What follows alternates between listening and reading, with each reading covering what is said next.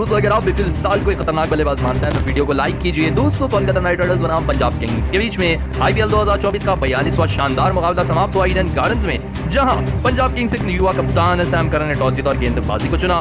धूम धड़ाके की बल्लेबाजी की शुरुआत की केकेआर की तरफ से फिलहाल व सुनील नारायण ने दोनों ने मिलकर मैदान पर हाहाकार बल्लेबाजी की। ऐसी बल्लेबाजी शायद ही भारतीय टीम के कभी खिलाड़ियों ने दिलाई हो जिस तरीके से इन दोनों ही खिलाड़ियों ने दिलाई। जैसे कि सुनील नारायण आतिशी बल्लेबाज, इंग्लैंड के सलामी बल्लेबाज फिल साल्ट मैदान के हर कोने पर चौके छक्के लग रहे थे। फिल साल्ट और सुनील नारायण द्वारा देखते देखते 23 गेंदों पर सुनील नारायण ने अपना अर्धशतक पूरा कर लिया। दोस्तों उसके बाद भी उन्होंने अंत तक बल्लेबाजी की। 71 रनों की ताबड़तोड़ पारी वो खेलकर आउट हुए 32 गेंदों में सुनील नारायण, लेकिन उसके बावजूद भी फिल साल्ट की आतिशी शानदार तूफानी जानदार बल्लेबाजी मैदान पर बरकरार थी। 6 छक्के व 6 चौके लगाकर ये भी अपने अर्धशतक तक पहुंच चुके थे। तभी 75 रन पर जब आ चुके थे। 37 गेंद पर इस तरीके से बोल्ड होकर रह गए सैम करन की, लेकिन आउट होने से पहले फिल साल्ट ने 75 रन जड़ दिए। सिर्फ 37 गेंदों में 6 छक्के व 6 चौके लगाकर सिर्फ 15 ओवर में ही 180 रन के पार पहुंच गई थी कि बल्लेबाजी के चलते केकेआर की टीम। लेकिन दोस्तों आप फिल साल्ट की खतरनाक बल्लेबाजी को 10 में से कितना नंबर देंगे? दोस्तों अगर आप भी सुनील नारायण को खतरनाक बल्लेबाज मानते हैं तो वीडियो को लाइक कीजिए। एक और बार सुनील नारायण ने अपनी तूफानी धाकड़ बल्लेबाजी से कोलकाता नाइट राइडर्स बनाम पंजाब किंग्स के आईपीएल 2024 के 42वें मुकाबले में ईडन गार्डन्स में हंगामा मचाकर रख दिया। जी हां दोस्तों, इस मुकाबले में पंजाब के कप्तान सैम करन ने टॉस जीता और टॉस जीते गेंदबाजी को चुना। दोस्तों फिल साल्ट व सुनील नारायण सलामी बल्लेबाज बनकर आए और आतिशी शुरुआत दिलाई सैम करन की टीम पंजाब किंग्स के सामने सुनील नारायण ने। दोस्तों सुनील नारायण ने वैसी बल्लेबाजी की जैसे कि उन्होंने आरसीबी और राजस्थान के खिलाफ की थी। मैदान के हर कोने पर चौका, हर कोने पर छक्का नजर आ रहा था। पावर प्ले में ही बन गए थे 90 रन, 10 ओवर में बन गए थे पूरे 150 रन। दोस्तों मैदान के हर कोने पर चौका छक्का लगाते हुए अपने बेहतरीन अर्धशतक तक पहुंच गए सुनील नारायण। सिर्फ 23 गेंदों में 180 के स्ट्राइक रेट से। उनके साथ फिल साल्ट ने भी ताबड़तोड़ बल्लेबाजी के सिर्फ 24 गेंदों पर इन्होंने भी अपना अर्धशतक पूरा कर लिया। दोस्तों आप सभी को बता दें खतरनाक बल्लेबाजी कर रहे थे सुनील नारायण। 71 रन तक पहुंच चुके थे। 31 गेंदों में 220 के स्ट्राइक रेट से खतरनाक बल्लेबाजी कर रहे थे। तब जाकर राहुल चहर की इस गेंद पर एक और छक्का लगाने की चाह में सीधा फील्डर को कैच दे बैठे। 10 ओवर में ही 140 के पार चली गई थी केकेआर की टीम। 71 रन बनाए सुनील नारायण ने सिर्फ 32 गेंदों में 4 छक्के व 9 चौके जड़कर। लेकिन दोस्तों सुनील नारायण की खतरनाक बल्लेबाजी को दोस्तों अगर आप भी रजत पाटीदार को एक लाजवाब खिलाड़ी मानते हैं तो वीडियो को लाइक कीजिए। दोस्तों एक और बार रजत पाटीदार का तूफान आया आज सिकंदराबाद बनाम रॉयल चैलेंजर्स बैंगलोर के आईपीएल 2024 के 41वें मुकाबले में, जिसने आरसीबी में टॉस जीतकर पहले बल्लेबाजी को चुना। फाफ डु प्लेसिस ने शुरुआत आरसीबी की अच्छी हुई, लेकिन फाफ डु प्लेसिस कप्तान 25 रन बनाकर 12 गेंदों में आउट हुए।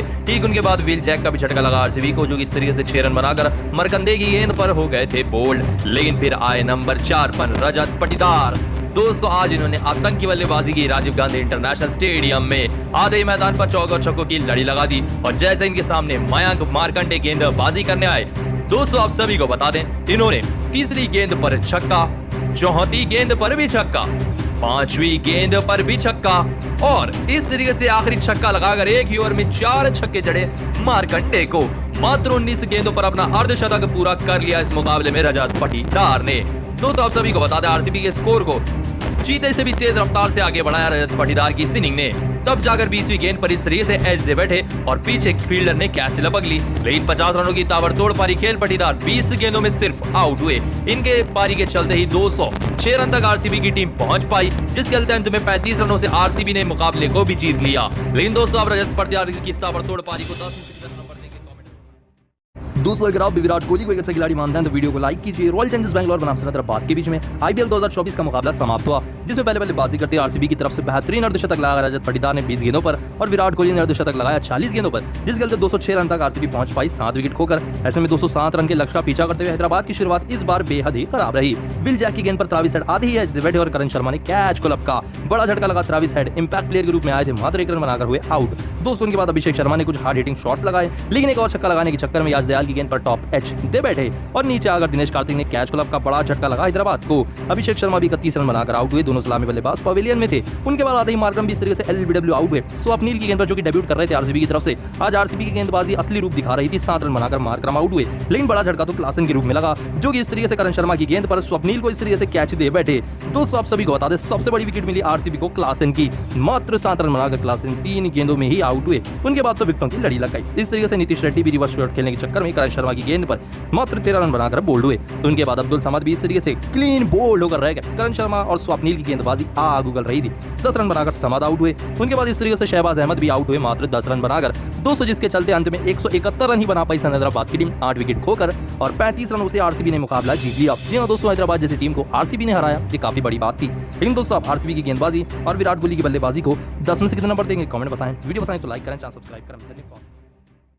दोस्तों अगर आप भी रजत पाटीदार को एक अच्छा खिलाड़ी मानते हैं तो वीडियो को लाइक कीजिए। रॉयल चैलेंजर्स बैंगलोर बनाम हैदराबाद के बीच में आईपीएल 2024 का 41वां मुकाबला हैदराबाद के राजीव गांधी इंटरनेशनल स्टेडियम में समाप्त हुआ, जिसमें टॉस जीतकर पहले बल्लेबाजी करने उतरी आरसीबी की टीम। दोस्तों विराट कोहली व फाफ डुप्लेसिस इस बार बेहतरीन शुरुआत दिलाने में कामयाब नहीं हो पाए। दोस्तों इस तरीके से टॉप एज डेविड अपनी गेंद का फाफ डुप्लेसिस 25 रन बनाकर इस सीरीज से सीधा मार्करम के हाथों में कैच देकर आउट हुए। 25 रन बनाकर 12 गेंदों में फाफ डुप्लेसिस आउट हुए। दोस्तों उनके बाद आते ही विल जैक भी सीरीज से मात्र 6 रन बनाकर मार्कंडे की गेंद पर हो गए बोल्ड और 6 रन बनाकर आउट हुए। तब जाकर मैदान पर एंट्री हुई रजत पाटीदार की, और आते ही रजत पाटीदार ने अपनी तूफानी जानदार व शानदार बल्लेबाजी का नमूना मैदान पर दिखाया। दोस्तों आप सभी को बता दें, जब मार्कंडे उनके सामने गेंदबाजी करने आए, एक ही ओवर में लगातार 3 छक्के जड़ दिए रजत पाटीदार ने। देखते ही देखते रजत पाटीदार ने मात्र 19 गेंदों पर अपना अर्धशतक पूरा कर लिया। जी हाँ दोस्तों, इनकी बल्लेबाजी लाजवाब थी और उनका अर्धशतक भी काफी तेज आया, लेकिन ये अर्धशतक के बाद ज्यादा बल्लेबाजी नहीं कर पाए।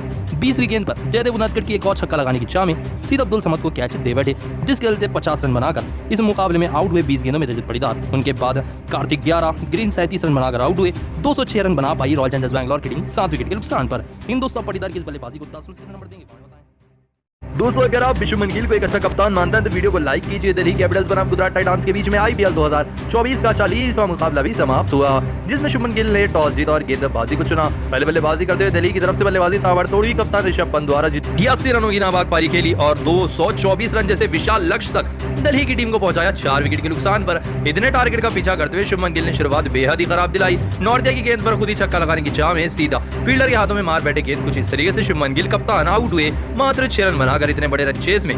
दोस्तों उनके बाद बल्लेबाजी कर रहे थे साई सुदर्शन, अच्छी बल्लेबाजी ये कर रहे थे, उनका साथ दे रहे थे वृद्धिमान साहा।